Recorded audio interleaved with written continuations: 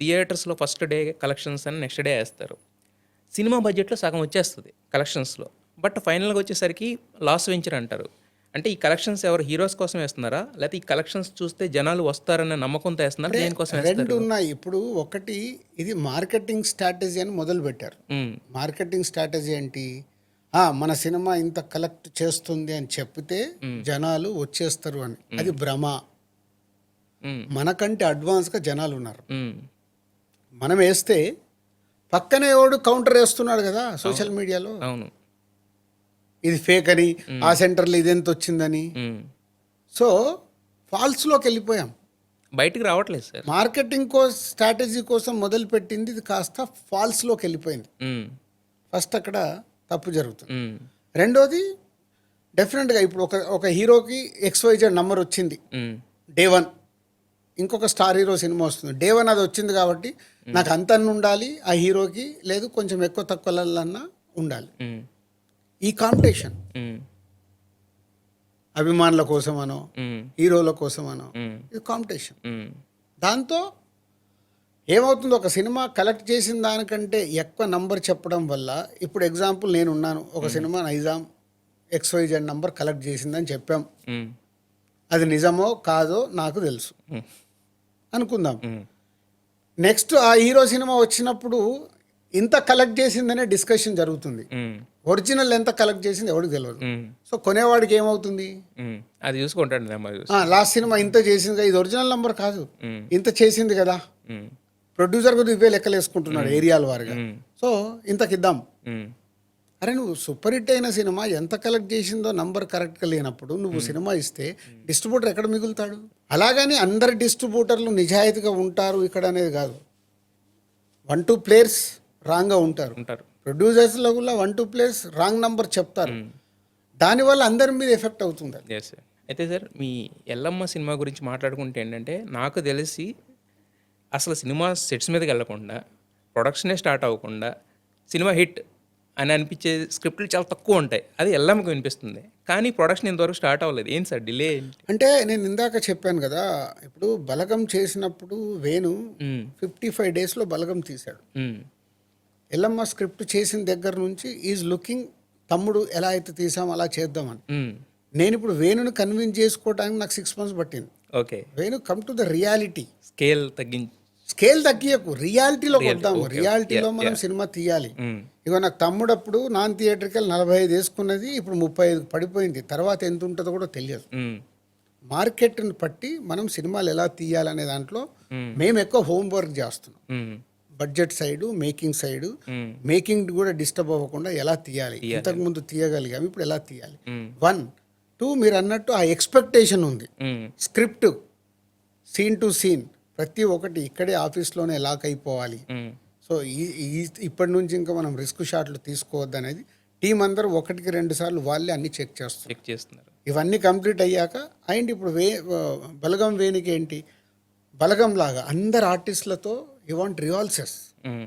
బలగం మీరు చూసి క్లాసిక్ అయిందంటే వేణు ఎంతో కష్టపడి చేయించుకొని 55 డేస్లో ఆ సినిమా తీశాడు. తీశారు. మ్మ్. సో అలా తీయటానికి ప్రయత్నం చేస్తాం. మ్మ్. దానికోసం మాకు డిలే. హీరోయిన్ గురించి ఎప్పుడూ డిస్కషన్ రాలేదు సార్ మీ బ్యానర్లో. దీనికి మాత్రం మొత్తం ఇండస్ట్రీలో ఉన్న హీరోయిన్స్ అందరి పేర్లు వేసారు. ఒకసారి సాయి పల్లవి అంటారు, 10 రోజుల తర్వాత వేరే అంటారు. ఫైనల్ కాలేదా? ఇంకా హీరోయిన్ని మేము లాకే చేయలేదు. ఓకే చేయలేదు. బట్ హీరో మాత్రం ఫస్ట్ నాని గారు అనుకున్న తర్వాత మళ్ళీ నితిన్ గారి దగ్గరికి వచ్చింది కదా సార్. ముందు నాని అనుకున్నది, నానికి ఉన్న కమిట్మెంట్లతో ఇది ప్యారడైజ్ ఉందని చెప్పాడు. సో దానికోసం చాలా ఆగాల్సిన టైం. మ్మ్. సో ఇప్పుడు అదే ఎల్లమ్మ అని టైటిల్ ఉండగానే హీరో కూడా లోపలికి రావాలనుకున్నాడు, మొత్తం చూసుకొని వస్తాడు. హీరోయిన్ ఓరియంటెడ్ అనే థాట్ న్యాచురల్గా ఉంటుంది కదా. సో ఇవన్నీ నేను ఆలోచిస్తాను. బలగం వేణుకి అది అర్థం కాదు. నేను చెప్పా వేణు అంత ఈజీగా ఉండదు, ఎందుకంటే మనం పెట్టిన టైటిల్ నీ కథ ప్రకారం ఎల్లమ్మనే టైటిల్ లాక్, ఇంకా మార్చడానికి లేదు. ఈ టైటిలే అదే కథ, మనం అనుకున్న కథనే తీయాలి. నువ్వు అనుకున్న సోల్ ఏదైతే నాకు నచ్చిందో, ఏదైతే డెవలప్ చేసిందో అదే సినిమా తీస్తాను. దాంట్లో కరెక్ట్గా అన్నీ సెట్ అవ్వాలి. సో నితిన్ సెట్ అయ్యాడు ఫైనల్గా పర్ఫెక్ట్. సార్ మీరు ఐకాన్ అనే సినిమా అప్పుడు అనుకున్నారు, ఐకాన్ అనే సినిమా రాలేదు కానీ బట్ అల్లు అర్జున్ గారి పేరు ఐకాన్ స్టార్ అయింది. దీని నుంచి తీసుకున్నదేనా అది? తన ముందు అనుకున్నాడు, అది పోతే మేము స్క్రిప్ట్ అనుకున్నప్పుడు ఐకాన్ అంటే ఒక థాట్ అది ఐకానిక్గా ఉంటుంది.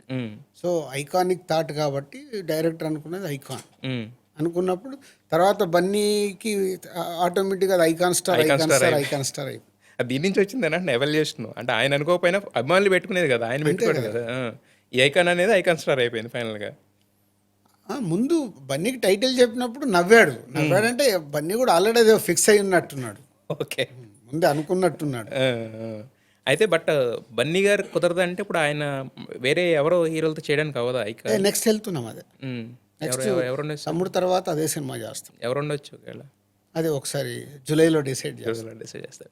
సరే, అయితే ఒక చిన్న విషయం, మీరు ఏదైనా స్ట్రైట్ ఫార్వర్డ్గా మాట్లాడతారు కాబట్టి అడుగుతున్నాను.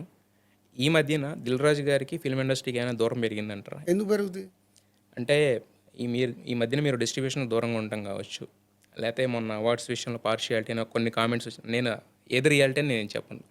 ఇలాంటి విషయాల వలన ఏమన్నా అంటే బయట నుంచి చూసేవాళ్ళకి అనిపిస్తుంది. ఎందుకంటే దిల్ రాజు గారికి ఇది వరకు ఒక సెట్ ఆఫ్ ప్రతి దానికి వచ్చేవాళ్ళు అందరిని దగ్గర తీసుకున్నట్టు ఉండేది. ఇప్పుడు ఏదో ఆయన ఏదో కొంచెం సపరేషన్ డిస్టెన్స్ మెయింటైన్ చేస్తున్నట్టు ఒక ఫీల్ ఉందని చెప్పి ఆడియన్స్లో. నేను చేస్తున్నానా నన్ను ఇండస్ట్రీ వాళ్ళు ఏదైనా కానీ, బట్ ఇద్దరికి మధ్య కొంచెం ఇండస్ట్రీకి దిల్ రాజుకి కొంచెం ఏదన్నా డిస్టెన్స్ ఉందేమో అని ఒక థాట్. ఎట్లా అంటే ఏ ఉద్దేశంతో? అంటే ఇది వరకు ప్రతి దగ్గర కనిపించే దిల్ రాజు ప్రతి వాళ్ళతో మాట్లాడి ప్రతి డిస్ట్రిబ్యూషన్ పరంగా కూడా మీరు ఉండేవాళ్ళు కాబట్టి ప్రతి సక్సెస్ మీట్ ఇలాంటి వాటిలో కనపడేవాళ్ళు కదా. ఇప్పుడు కొంచెం తగ్గింది అనేది. నేను వెళ్ళట్లేదు. నేను చాలా ఈవెంట్లకి నేను తగ్గించుకుంటున్నాను, ఎందుకంటే అదర్వి చాలా పెరిగిపోయాయి. సో నేను ఎవ్రీవేర్ కనిపిస్తే కూడా నా సినిమా గురించి మాట్లాడినప్పుడు దానికి వాల్యూ లేకుండా పోతుంది. ఓకే, ఇప్పుడు నేను డిస్ప్యూట్ చేసిన కోర్టు ఉంది, నాని రమ్మన్నాడు, వెళ్ళానుగా. సక్సెస్ మీట్కి వెళ్ళి మాట్లాడానుగా. సో అదర్ ఏంది, నా టైమింగ్స్ కూడా నేను సెట్ చేసుకోవాలి. అంతేగాని ఇండస్ట్రీతో గ్యాప్ ఎందుకు ఉంటుంది? ఇక్కడ నేను ఉంది సినిమాలు తీయడానికి, దిల్రాజుగా ఉంది నేను సినిమాలు తీయడానికి. సినిమాలు తీస్తున్నప్పుడు ఇండస్ట్రీతో గ్యాప్ ఎందుకు ఉంటుంది? సో చూసే వాళ్ళకి అలా అనిపిస్తుంది. అంటే నేనున్న బిజీకి ఇప్పుడు నాకు అడిషనల్ బర్డన్ ఎఫ్డీసీ కూడా వచ్చింది. ఇప్పుడు ఎఫ్డీసీ కోసం నేను టైం స్పెండ్ చేయాలి. అలాగే నేను ఇప్పుడు నా ఫ్యామిలీ టైం ఇవ్వాలి. నాది 5:30 డే స్టార్ట్ అవుతుంది. డే స్టార్ట్ అయ్యాక నా షెడ్యూల్ ఉంటుంది. షెడ్యూల్ ప్రకారం నేను పనులు చేసుకుంటూ వెళ్ళాలి. క్రియేటివ్ చూసుకోవాలి, మీటింగ్స్ అటెండ్ చేయాలి, ఎఫ్డీసీకి సంబంధించి చేయాలి, పర్సనల్ లీవ్ చూసుకోవాలి, పర్సనల్ వెకేషన్స్ బ్యాలెన్స్ చేయాలి. సరే అండి, బయట నుంచి చూసే వాళ్ళకి దిల్ రాజుకి ఏముందిరా కోటేశ్వర ఇలా అనుకుంటారు. మీరు 5:30 స్టార్ట్ అయితే డే ఎప్పటివరకు ఎండ్ అవుతుంది సార్? నైట్ 10:30 6-7 అవర్స్ కూడా 8 అవర్స్ అనే స్లీప్ అనేది అసలు ఇంపాసిబుల్. 7 అవర్స్ ట్రై చేస్తాను. 7 అవర్స్. బట్ ఈ కష్టాలని జనాలకు తెలియవు, చూసేవాళ్ళకి. అంతే కదా. అంటే ఊరికేనే అన్ని రావు. ఇవి సక్సెస్తో పాటు పక్కన కూడా ప్యారలల్గా వస్తాయి. That is my 51-49 formula. నేను 51% నాకు పాజిటివ్ ఉంటే చాలు. 49గా వచ్చే నెగిటివ్ గురించి నేను పట్టించుకుంటే మనం ముందుకు వెళ్ళాం అంటే అక్కడ అయిపోతుంది. కొలమాన బద్ధకంలో 49-51 అంటే మనం పైనే ఉన్నాగా, మనం కిందికి వస్తే ఆలోచించుకోవాలి. అవును, ఫాలో అవ్వాలి సార్. ఇది ఫాలో అయితే చాలా మందికి ఉపయోగపడుతుంది. ఒక మనిషిలో అన్ని అద్భుతాలు ఉండవు, అయితే వాళ్ళు దేవుళ్ళు అయిపోతారు కదా. నువ్వు నాతో ఫ్రెండ్షిప్ చేయాలన్నా, ఒక పర్సన్తో క్లోజ్గా ఉండాలన్నా, ఒక person wife and husband also, kids and parents also, నీ పిల్లల్లో కానీ నీ వైఫ్లో కానీ నీ హస్బెండ్లో కానీ 51% గుడ్ క్వాలిటీస్ చూడు. 49% ఉన్న నెగిటివ్ క్వాలిటీస్ కాదు. నీకు నెగిటివ్ డామినేట్ చేస్తే గుడ్ అని కిందికి వెళ్ళిపోతాయి. ఇవి గుడ్ చాలు కదా. We are not gods. సో ఏ మనిషిని 100% మనం సాటిస్ఫై చేయలేం. కాబట్టి 51% సాటిస్ఫై చేస్తే ఇట్స్ అ గుడ్ రిలేషన్. అది నా ఫార్ములా.